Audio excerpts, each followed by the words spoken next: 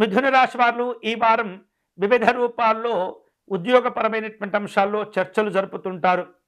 ప్రధానంగా కొన్ని పనుల్లో ఆలస్యాలు జరిగినప్పటికీ కూడా వాటిని అధిగమించగలుగుతారు.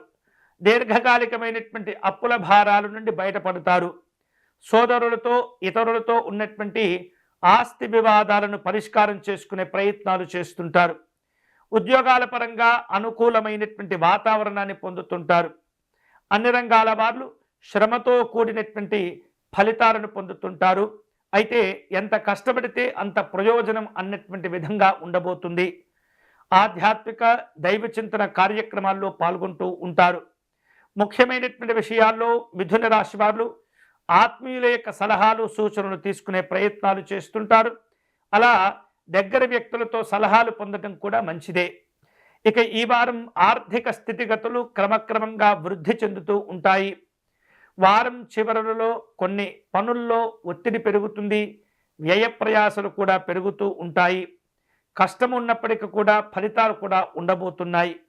బంధువులతో మాట పట్టింపులు ఉండే సూచన కనిపిస్తుంది. నిరుద్యోగులకు ఉద్యోగ అవకాశాలు కలిసి వస్తాయి.